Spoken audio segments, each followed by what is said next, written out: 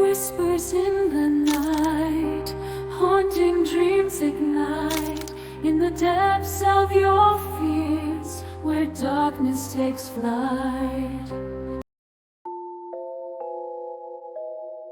The Harrison family, John, his wife Mary, and their teenage daughter Sophie, moved into an old house on the outskirts of a small town.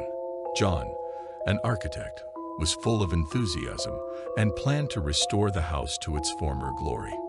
Mary, a writer, was looking for inspiration in new places and hoped that this house would become a source of new ideas for her. Sophie, like any teenager, was not thrilled about the move. She missed her friends and her old life. The house looked majestic but neglected. Its columns and carved wooden details on the facade spoke of former luxury, but the peeling paint and cracks in the walls betrayed long neglect. Inside, there was a dim light, and the air was filled with the scent of old wood and dust. They walked down a long corridor leading to a spacious living room with a massive fireplace that seemed not to have been lit for decades. Mary noticed the antique wallpaper, on which the patterns that once adorned the walls were barely discernible. In one of the rooms, they found an old photograph of the previous owners. The yellowed photograph depicted a family, a father, a mother, and 2 children. Their faces expressed a mixture of sadness and fear, as if they knew something that remained hidden from outsiders. John picked up the photograph and examined it closely. "I wonder what happened to them," he murmured before putting it back. On the first night, Sophie woke up to a strange noise. She heard someone whispering her name. At first, she thought it was her parents, but listening closely, she realized that the whispering was coming from outside her room.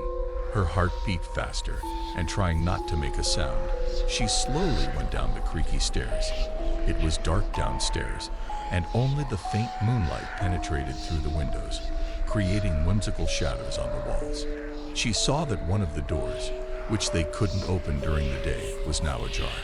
Sophie approached and noticed that behind the door stretched a dark corridor leading to the basement. A cold wind blew from the basement, making her shiver. She felt goosebumps run down her spine and quickly closed the door, trying not to make any noise. The next day, John discovered that his tools were missing. He searched the entire house but couldn't find them. Where could they have gone? He wondered, looking at the empty box where his tools should have been. Mary, in turn, noticed that her manuscript was covered with strange symbols that she didn't remember writing. She was sitting at her desk when she noticed that the pages of her new book were covered with mysterious signs and drawings. "What is this?" she whispered, feeling cold sweat on her forehead. She tried to recall when she could have written these symbols, but her memory failed her. The Harrison family began to feel that the house was hiding something sinister. Each new discovery made them more and more anxious. John, Mary, and Sophie realized that their new home was full of secrets that they had to unravel. Sophie found an old tattered diary hidden behind one of the floorboards in her room. The diary looked as though it hadn't been opened for decades. She opened it and began to read. The pages were covered in small, hurried handwriting that became increasingly illegible as she progressed. The diary spoke of a woman named Elizabeth who had lived there many years ago.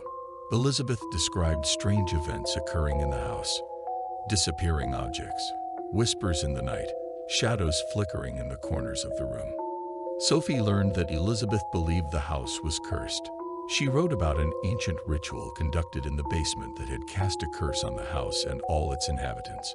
The house, according to Elizabeth, lived its own life, feeding on the fears and souls of its residents. Everyone who dared to live there faced terrifying events, and many of them disappeared without a trace. Sophie felt a cold sweat trickle down her spine. She set the diary aside and looked at the walls of her room, which now seemed far more sinister. She realized that her family was in danger and that something needed to be done before it was too late. One night, the family was awakened by a loud banging coming from the basement. The sound was so insistent and ominous that it couldn't be ignored. John, deciding it was time to deal with this once and for all, grabbed a flashlight and headed to the basement. Mary and Sophie, not wanting to stay alone, followed him despite the fear gripping their hearts. They descended the creaky stairs leading to the dark basement. The air was cold and damp, and each step echoed, amplifying their anxiety.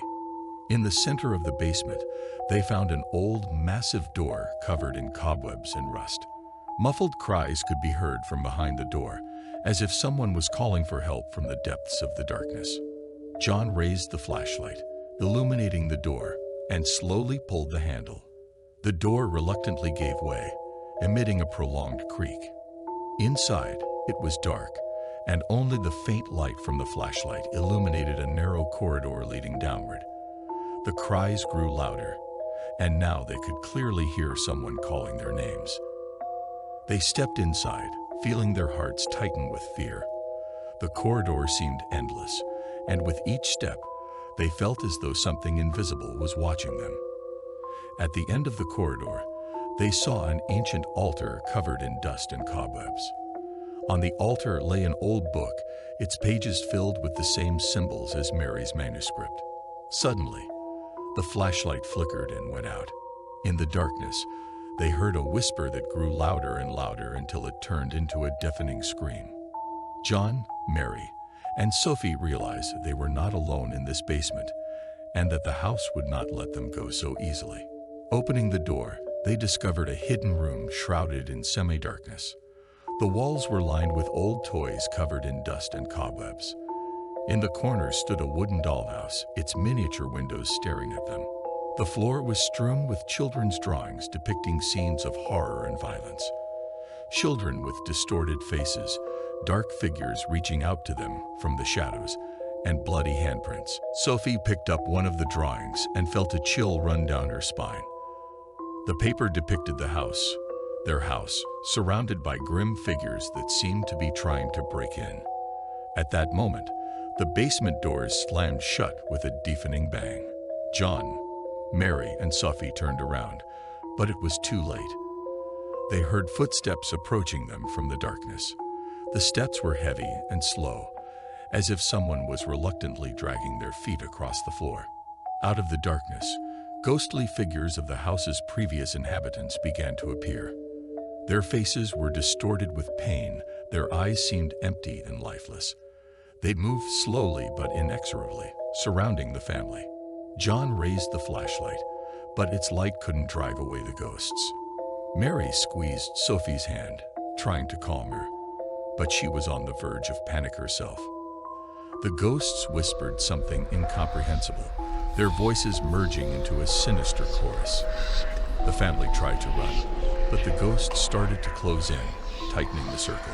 John, Mary, and Sophie felt the walls of the room beginning to close in, as if the house itself had come alive and was now trying to swallow them. They realized that the house wouldn't let them leave, that it craved their souls, just like the souls of all its previous inhabitants.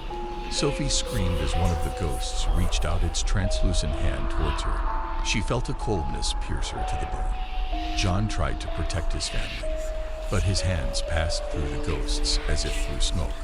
Mary, desperately trying to find a way out, stumbled upon the old book lying on the altar. She opened it and saw pages filled with ancient symbols and spells. But it was already too late. The house began to consume them, the walls closing in tighter, the air becoming thick and heavy. The ghosts, as one, began to whisper words that Mary couldn't understand but felt their power.